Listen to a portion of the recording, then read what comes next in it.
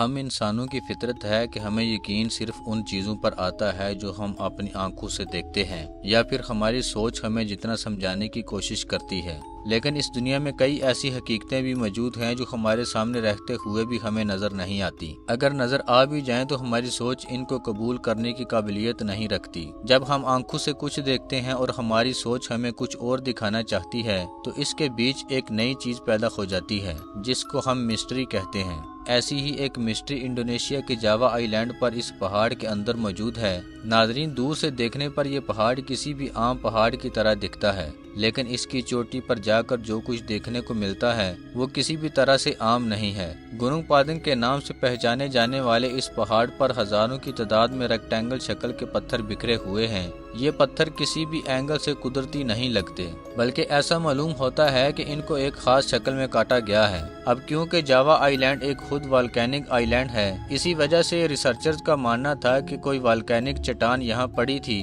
جس کو کاٹ کر اس شکل میں لایا گیا، لیکن پتھروں کے نمونے لینے کے بعد معلوم پڑا کہ یہ پتھر یہاں کے ہے ہی نہیں، اور اس کا مطلب تھا کہ قریب ان 50,000 پتھروں کے بلاکس کو کہیں اور کاٹا گیا تھا اور پھر ایک ایک کر کے اس پہاڑ کی چوٹی پر چڑھایا گیا۔ پہاڑ کی سب سے اوپری تہہ پر یہ پتھر بے ترتیبی سے بکھرے ہوئے تھے، لیکن کچھ جگہوں پر یہ ایک دوسرے کے اوپر ترتیب سے رکھے ہوئے بھی پائے گئے، اور صرف اتنا ہی نہیں بلکہ ان کے درمیان گارا یعنی سیمنٹ جیسے مکسچر کو بھی ڈالا گیا تھا۔ وہ جو لوگ بھی تھے، ایسا معلوم ہوتا ہے کہ وہ اس پہاڑ کی چوٹی پر کوئی ٹیرس یا کوئی تعمیر کرنا چاہتے تھے۔ ریسرچرز اس معاملے کو جتنا زیادہ جانچ رہے تھے وہ اتنا ہی زیادہ حیران ہو رہے تھے۔ سب سے اوپر والی تہہ پر پتھروں کے درمیان موجود گارے کی جب ریڈیو کاربن ڈیٹنگ کی گئی تو معلوم پڑا کہ یہ 2500 سال پرانا ہے، لیکن جب اور کھدائی کی گئی تو 20 فٹ کی گہرائی پر ریسرچرز کو یہاں 7500 سال پرانے گارے کے نمونے بھی ملے۔ اوپر والی تہہ پر 2500 اور 20 فٹ کی گہرائی پر 7500 سال پرانے نمونے ملنا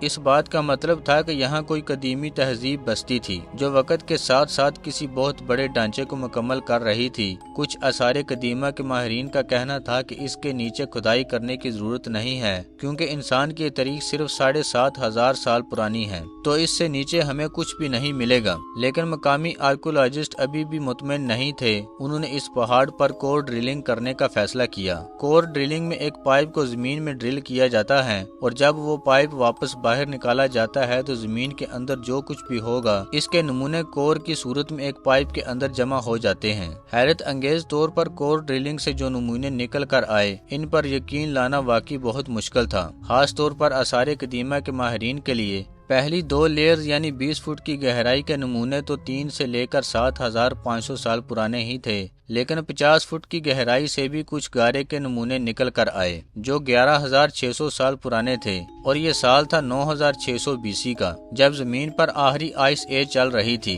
معاملہ تب سنگین ہو گیا جب 100 فٹ نیچے کور ڈرلنگ کے نمونے نکل کر آئے اور وہ تھے 24000 سال پرانے۔ یہ وہ دور تھا جب آخری آئس ایج اپنے عروج پر چل رہی تھی۔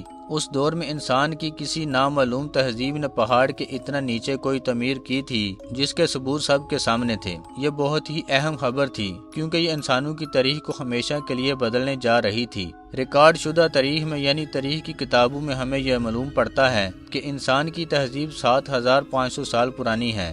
لہٰذا آثار قدیمہ کی کمیونٹی کا ماننا تھا کہ ایسا ممکن ہی نہیں ہو سکتا کہ یہ کام انسانوں نے کیا ہو، کیونکہ اتنا پہلے انسان اس قابل ہی نہیں تھے۔ ان کا کہنا تھا کہ گارے کے نمونے مل جانے سے یہ ثابت نہیں ہوتا کہ یہاں انسانوں نے پہاڑ کے اندر کوئی ڈھانچہ بنایا ہو۔ آثار قدیمہ کی کمیونٹی کو یقین دلانے کے لیے پختہ ثبوت کی ضرورت تھی، جیسا کہ انسانی ڈھانچہ یا کوئی برتن وغیرہ۔ دوسری طرف مقامی ریسرچرز نے اپنی تحقیق جاری رکھی۔ انہوں نے پہاڑ پر GPR اور سائزمک ٹوموگرافی جیسی جدید ٹیکنالوجی کی مدد سے اسکین کرنے کا فیصلہ کیا۔ اس اسکین میں ریڈیو سگنلز زمین کے اندر بھیجے جاتے ہیں۔ یہ سگنلز جب کسی مادے سے ٹکراتے ہیں تو ان کی رفتار کم ہو جاتی ہے، اور جب یہ خالی جگہ میں سفر کرتے ہیں تو ان کی رفتار بڑھ جاتی ہے۔ ان سگنلز کی رفتار کے ذریعے یہ پتہ لگایا جاتا ہے کہ زمین کے نیچے خالی جگہ ہے یا نہیں، اور اگر ہے تو ان کی شکل کیسی ہے۔ اسکین کے نتائج میں پہاڑ کے اندر جو منظر سامنے آیا وہ ریسرچرز اپنے کیریئر میں پہلی بار دیکھ رہے تھے۔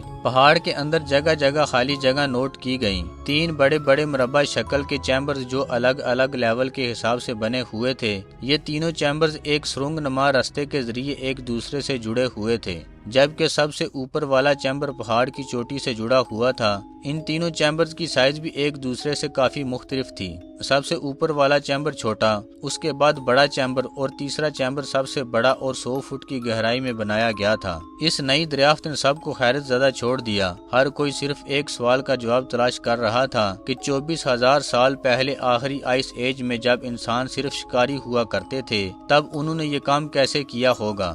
یاد رہے کہ یہ بات لوہے اور پتھر کے دور سے بھی کافی زیادہ پرانی ہے۔ جب یہ بڑی دریافت مین سٹریم میڈیا پر آئی تو انڈونیشین حکومت بھی اس میں کافی دلچسپی لینے لگی اور مقامی ریسرچرز کو گوننگ پادنگ پر کھدائی کرنے کی اجازت دے دی گئی۔ صدر نے یہاں اپنے لیے ہیلی پیڈ بھی بنوایا جہاں وہ خود اس تحقیق کو مانیٹر کرنے آتے تھے، لیکن آثار قدیمہ کی کمیونٹی نے اس پر کافی احتجاج ریکارڈ کروایا کیونکہ وہ ابھی تک اس بات پر ڈٹے ہوئے تھے کہ گوننگ پادنگ پر جو کچھ بھی ہے وہ 7,500 سال سے پرانا نہیں ہو سکتا۔ خیر جیسے تیسے کر کے مقامی ریسرچرز نے یہاں کھدائی شروع کی، جس کے بعد ایک ایک کر کے نئی دریافتیں سامنے آتی گئیں۔ یہاں سے برتن، زیورات، ہتھیار اور سکے بھی ملے جو 5,500 BC میں بنائے گئے تھے، جبکہ ریکارڈ شدہ تاریخ میں جدید سائنس کا کہنا ہے کہ سب سے پرانا سکہ 600 قبل مسیح میں بنایا گیا تھا۔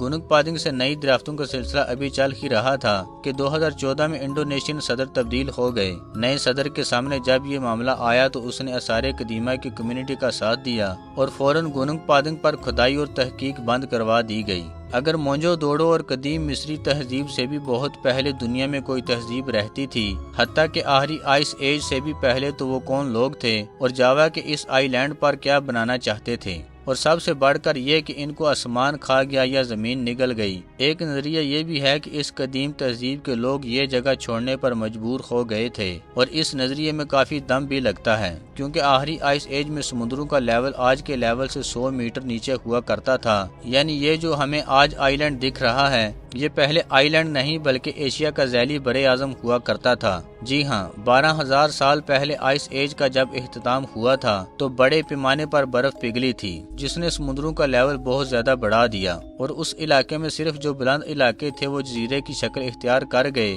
باقی سب کچھ سمندر کی تہہ میں چلا گیا۔ جاوا آئی لینڈ پر بسنے والی تہذیب اب بالکل الگ تھلگ ہو چکی تھی، وہ اپنے دوسرے ساتھیوں سے بچھڑ چکے تھے اور شاید وقت کے گزرتے وہ ہمیشہ کے لیے اپنی شناخت بھی بھول گئے۔ اس مسٹری کی اصل کہانی کیا ہے، یہ راز آج بھی گوننگ پادنگ کے پہاڑ کے اندر دفن ہے، لیکن اس بات کے کافی امکانات ہیں کہ یہ جو دکھنے میں پہاڑ لگ رہا ہے یہ اصل میں قدرتی نہیں بلکہ پتھر کے بلاکس کو ایک دوسرے کے اوپر رکھ کر بنایا گیا ہے، جو شاید اپنی اصلی حالت میں کچھ اس طرح دکھتا تھا۔ امید ہے آپ ہماری آج کی ویڈیو کو لائک اور شیئر کریں گے اور مزید اس طرح کی انٹرسٹنگ ویڈیوز کے لیے ہمارے چینل کو سبسکرائب کریں گے۔ ملتے ہیں اگلی شاندار ویڈیو میں، تب تک کے لیے اللہ حافظ۔